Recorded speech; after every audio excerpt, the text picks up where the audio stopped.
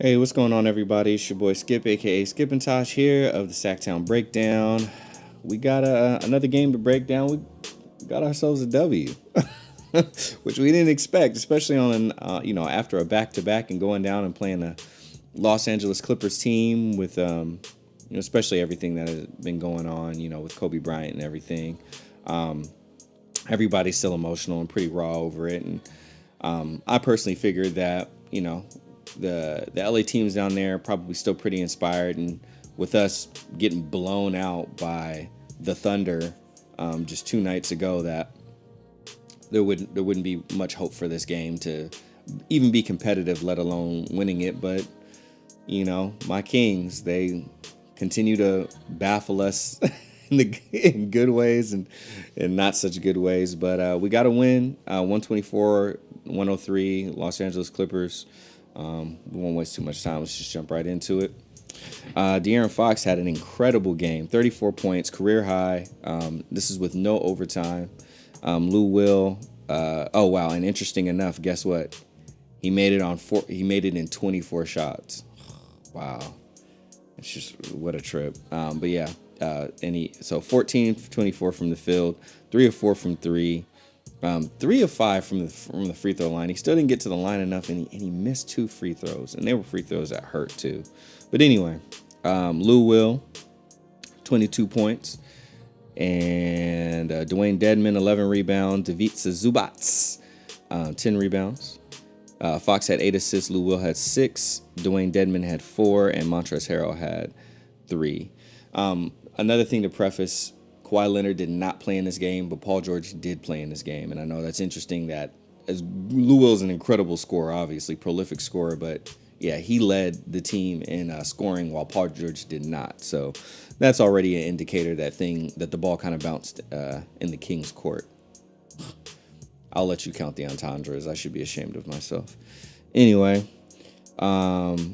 we shot 50% from the field, 44 of 88, which is awesome. They shot more than us. They took 92 shots, but they only made 35 of them. They shot 38 from the field, and you can kind of see why things occurred the way that they did.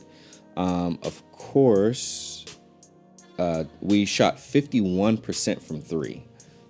Again, you see why the ball was bouncing in our court, because oh my gosh, like the Kings shooting 50% from three, very rare occurrence these days, especially with all the open shots that we were missing. We'll talk more about that in a little bit. They shot 41%, so they still shot really good from three. 13 of 31, they just didn't shoot enough of them and make enough of them, but that's still a really good percentage on their behalf. They went to the line 25 times, made 20 of them, so 80%. We didn't go to the line as much, but we did get to the line. Us getting to the line 18 times is good for Sacramento Kings. And we only missed 3 free throws the whole time. Fox was responsible for 2 of those. So we shot 83%. We had 1 more assist than them, 26 to their 27 to their 26. We out-rebounded them, 47 to 39, which is surprising. We tied on offensive rebounds. We had 11 steals to their 6, so that played a role too. And we were capitalizing on turnovers this time around, which is awesome. We had 8 blocks to their 6. Now you're gonna see another thing that tells the tale of why we won.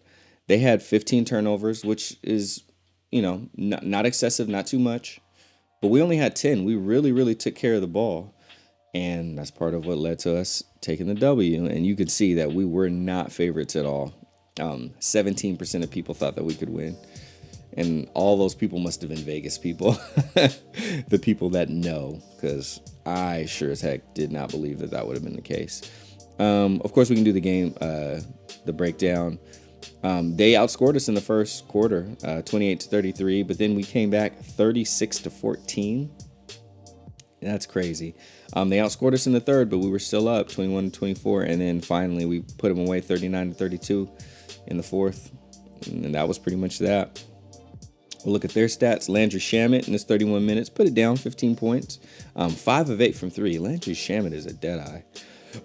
I really like that guy. He plays some inspired defense, too.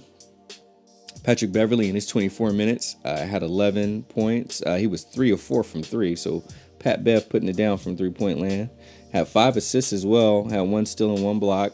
Paul George had 8 points. Paul George played 19 minutes, so something might still be up with him because he didn't play a full set. But also, like in the times that he did play, we just continued to be down. And I think Doc Rivers was like, "Look, this is not one that we need to win.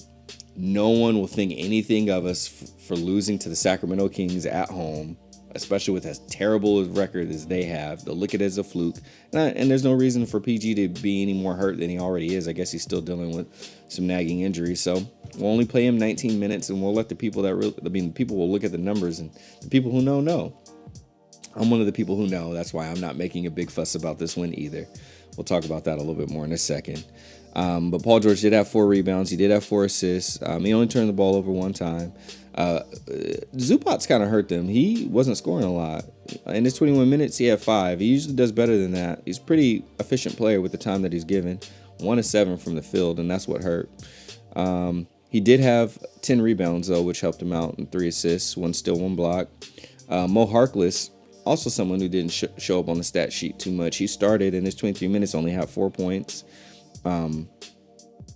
2 of 8 from the field, 4 rebounds, 1 turnover, 1 block. Lou Will did solid, 22 points, as we said. 7 of 22, though, so that's not that fantastic. That's not an efficient 22 points, but he did get to the line and went 7 for 7. Only shot 1 of 6 from 3, which is uncharacteristic of Lou Will. He took a lot of deep shots, and he can shoot threes on the move, but he took some ones that he already wasn't going, and he shot, those quick Lou Will step backs and all that stuff, and it just wasn't falling. He also had 6 turnovers too, along with his 6 assists and 1 steal. Montrezl Harrell, Grant Napier calls him Mr. Uh-oh. Like he's been doing it for so long. Every time he says it, here comes Mr. He's been doing it for like a few seasons now. So, and Mr. Uh-oh is checking in, and he calls Montrezl Harrell. Montrezl Harrell is someone who I loved coming into the league. He played with a lot of ferocity, and I thought he was going to be something better. I thought he was better than getting drafted in the second round, and he's proven to be that. Even though he's still coming off the bench, he's playing a role here on this team, who is a star-studded team. But every time he plays the Kings, he torches us. He dominates us, and even though they didn't win, he still had somewhat of a dominant game. 21 points, 9 of 16, 7 rebounds. So he was 3 shy of his double-double, which he normally gets against us. 3 assists, 2, only 1 turnover, and he had 3 blocks. Of course, his field goal percentage, 9 of 16. That's 916 for all of us Kings fans. We know what that reps. But JaMychal Green played 20 minutes, only had 6 points. He didn't help out too much outside of his 7 rebounds and his 2 steals. Rodney Magruder played 20 minutes, only put up 6 points. Went 1 for 3, and had an and one and hit his free throw. So that's that. 3 points from Robinson. Pat Patterson came in and had 2 points in his 8 minutes. Kawhi Leonard didn't play, which I said is a really big factor in this game. Kawhi Leonard, not even just the scoring, but just what he brings to the table. Could have tipped it. It was a 21-point win, but, Kawhi Leonard, could have, inspired Paul George to play up a little bit, all those other things, but whatever. D Fox, 35 minutes, 34 points, and 24 shots. Rest in peace, Mamba. 3 of 4 from the field, 3 of 5 from free throw, not good. 8 assists, only 3 turnovers out of the 10. 3 rebounds, 4 steals, 2 blocks. Fox, fantastic game. Watch those highlights, please. Bogdan Bogdanovic did well. 25 in his 25 minutes he started. He had 15 points. It was an efficient 15 points too. Look, 5 of 6 from the field, 4 of 5 from 3.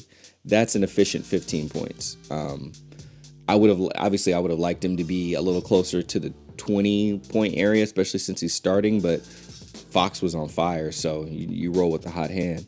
6 rebounds from Bogey, though. 3 assists. I would have liked to see the assists be a little higher, too. See the offense run through him a little bit, but Fox was on fire, so you live with that. Only 1 turnover, too, and only 2 fouls. Dwayne Dedmon played 30 minutes, had a double-double, 11 points, 11 rebounds, hit 1 of his 3 threes, so that's cool.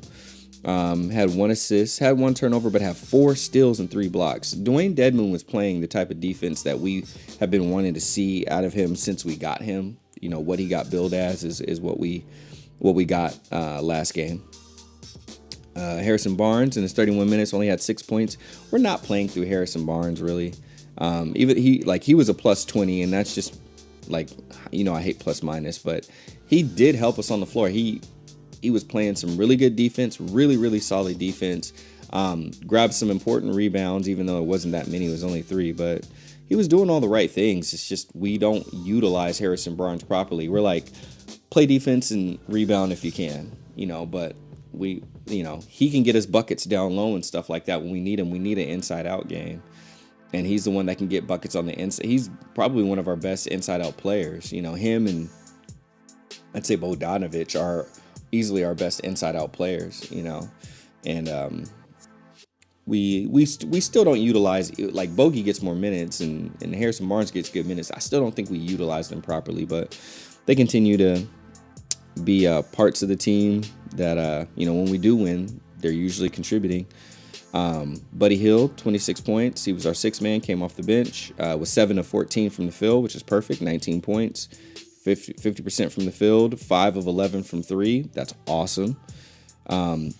Just got announced that he will be in the 3-point shooting contest, by the way. I'm glad he's coming back. He's not shooting it as good as he did last year. He's kind of shooting it around average, but, he's a prolific shooter. He's shooting a volume that is above average, so I think it's fine that he's in there. He also had 7 rebounds, which is amazing. 1 assist, 1 turnover, 1 steal, only 1 foul. He played actually some better defense. I won't call it great defense. He played better defense. I would even go so far maybe to say good defense. It was at the very least okay defense. Corey Joseph, in his 32 minutes, he had 16 points. Now you're starting to see where some of that help came from, because you never, Corey Joseph, even when he's starting, is 5 points. You're lucky if you get 7. If you get 10 points out of Corey Joseph, he's out earning his paycheck, even though he's, getting overpaid. But 5 of 12 from the field, 16 points. He also had 7 assists. I would have liked, that's neither here nor there. 4 of 9 from 3, though. That's when you sit back and, thank the basketball gods, because, my gosh, most of the time I don't even want Corey Joseph to take shots unless no one's around and he has to take it and we have someone down there to rebound. But he was knocking down last night, corner threes and all that. 1 steal, 1 block. He usually, most times, played the best guard defense next to Fox. Fox actually played some of his better defense last night, thankfully. Kent Bazemore came in, hit some timely buckets. He was 2 of 3 from the field. He had 8 points, and that's around what he averages. But his defense, that was what really did it. What he really brought to the table last night. He also had 5 rebounds, 2 assists, 2 turnovers, 1 steal though. And then the rest of our guys came in because we were blowing them out. Doc put in the bench guys. We put in the bench guys. So Justin James came in and had 4 points. He got it all from the line, though. He was just getting fouled. He got a crazy foul happen to him during the game. Yogi Ferrell came in, hit a jumper, mid-range 2, got on the board. Anthony Tulliver, I was thinking about the Thunder game. Yeah, Anthony Tulliver didn't even take any shots. And, it is kind of, I know we were rolling with what worked, but, Giles has actually been playing good with the minutes that he was given, and we didn't even get him in the game. We went with our 8-player rotation, probably because, I didn't even go over Nemanja, my bad. Jeez, how disrespectful to Belly. 28 points, he had 28 minutes, he had 9 points. He was 3 of 9 from the field, 2 of 4 from 3. He hit some big threes that kind of gave us momentum early on, and he had 8 rebounds too. So Belly contributed, had 1 assist. That was really good. So yeah, as far as bigs, we just stuck with, Dedmon and Bielitsa, and then we had Barnes in. Sometimes Barnes was our big. We went small for a little while, but we just rotated between those 3. Had Barnes at the power forward for small stints when we were going small, and that's pretty much where we landed on everything. Closing thoughts: it's a win, and we should always celebrate wins because we don't get that many of them. It's nice that in the last 4 games we've won 3. So we beat Chicago, we beat Minnesota, we got blown out by the Thunder at home. Oh, that was terrible. And then, we ended up blowing out the Clippers down in LA and at their home. We got updates on Bagley, which have been conflicting and a little confusing to us because he was out and then he came back and he was playing fine, but apparently they say he re-aggravated his midfoot sprain, so he's not going to be evaluated again for another 3 weeks now. When he comes back, if he plays the rest of the season, it will only be a maximum of 41 games that he played, which is only a half a season. He didn't play all season last year either. I don't even know if he played most of the season last year, maybe half. So in 2 seasons, he's only gotten 1 season's worth of experience. I'm glad he's so athletic because he can come in and still contribute. But the main thing, there's nothing wrong with Bagley. Bagley can score, Bagley can rebound. Those 2 things are already there. No one should question that. He comes in, he scores, he comes in and he rebounds. What he needs experience with is not getting lost on the court because he gets lost on defense. Sometimes he gets lost in the offense or he'll mess up the offense because he'll try to screen and fade instead of setting a proper screen. Dude, they read the report. No one expects you to hold a screen to get the separation. You don't. Everybody knows you're going to screen and fade. So you have, he needs that experience. So people tell him, hey, you hold that screen next time. Stop screening and fading. Or if we're running this play, the play calls you for hold a screen. If you screen and fade, you're breaking the play. Or if it's just a pick and roll, we will get nowhere if you don't hold the pick. So you have to hold the pick. You have to. We need the separation. We have to make the defense question what the move is that we're trying to do. And in that time, we take advantage of them while they're reacting. So he needs experience in order to get that to sink into his head. And then on defense, he has to remember to keep his man or be vocal and just call out the switch. Literally those 2 things, and then him working on his right hand. And Bagley is exactly what we need. He will contribute for us. Between him, Fox, Buddy, and Bogey, we're solid. We're really, really solid. Harrison Barnes plays the defense. Nemanja Bjelica spaces the floor and shoots the threes. And we're good. Now, you take into account Rashawn Holmes. Rashawn Holmes is still out, but we got the report for Bagley and Holmes came out at the same time. Holmes should be back within the next week.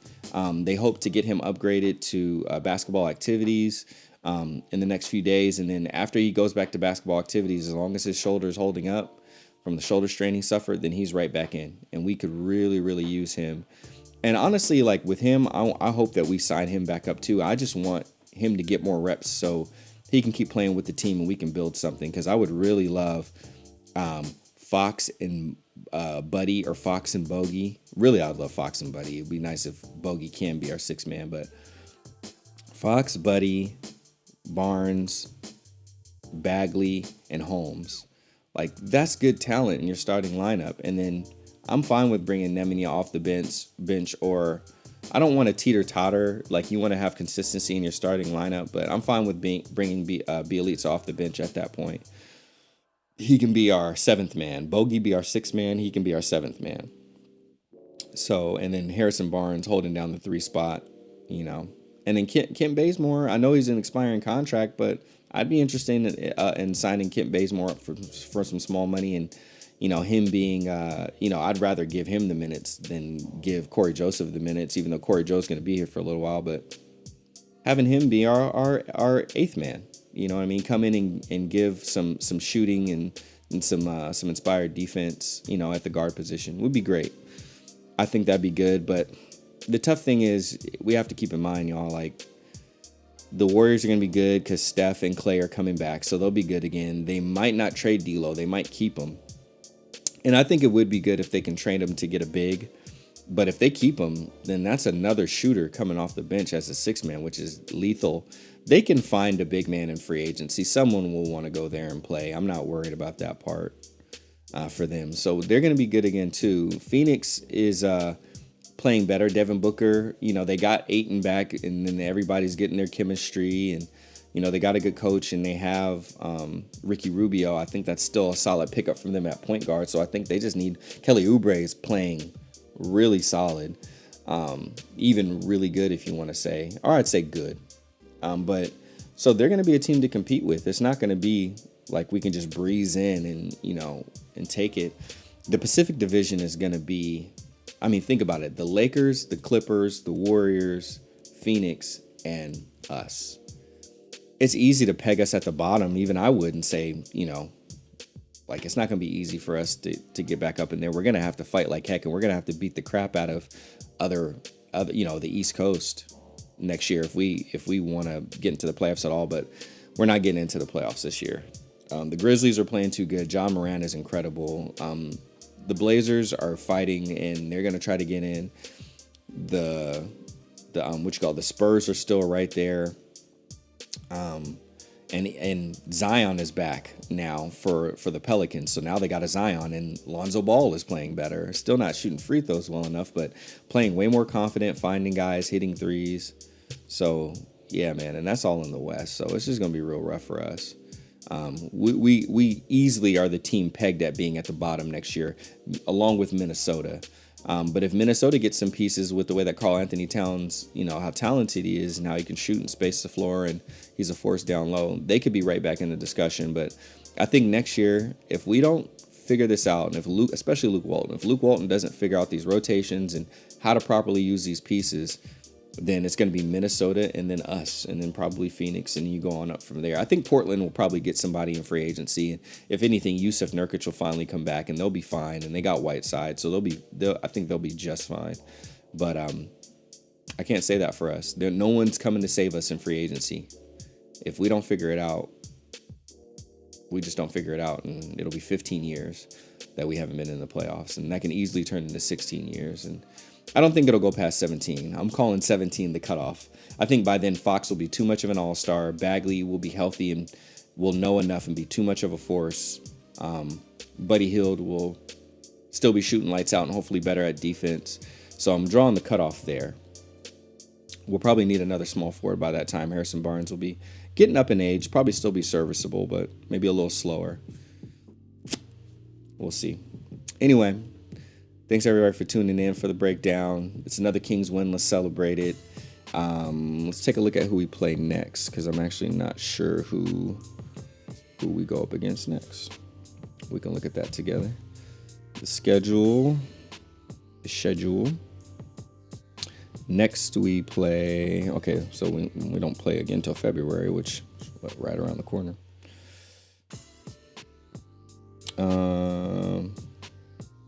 Oh, great. Well, we play the Lakers tomorrow. Yeah, down in LA. Only makes sense why fly back when we can just stay there. So that's not good. But then on Monday, we play Minnesota, in Minnesota. So we're on the road again. Dang, and then from Minnesota. Okay, well, we get a lot of days off. We play on Monday, and then we fly out to Miami. So we get Tuesday, Wednesday, Thursday off. So we're going to be practicing. So we get some practice in. And I don't think we've had I think we might have one practice. Yeah, we've had one practice since Kent Bazemore and Anthony Tulliver have been here. But if we can get Kent Bazemore in the mix a little bit more, I think that'd be a good thing.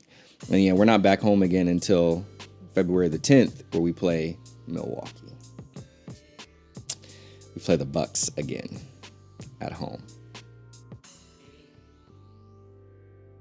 Not good. Oh, hold on. Wait, no, we play the Lakers at home. Oh, wait. Oh, so I guess we're back home. I don't know. I can't read this thing right now. Anyway, thanks for tuning in, everybody. We appreciate y'all.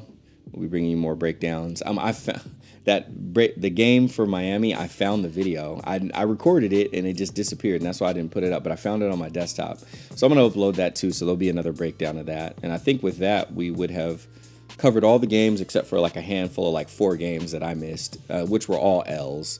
But maybe I'll go back and also cover those too, so we can say, hey, we did all 81 games this year. But at the very least, we have done most of them, and we'll continue. All right, y'all. Thanks for tuning in. We'll see y'all later.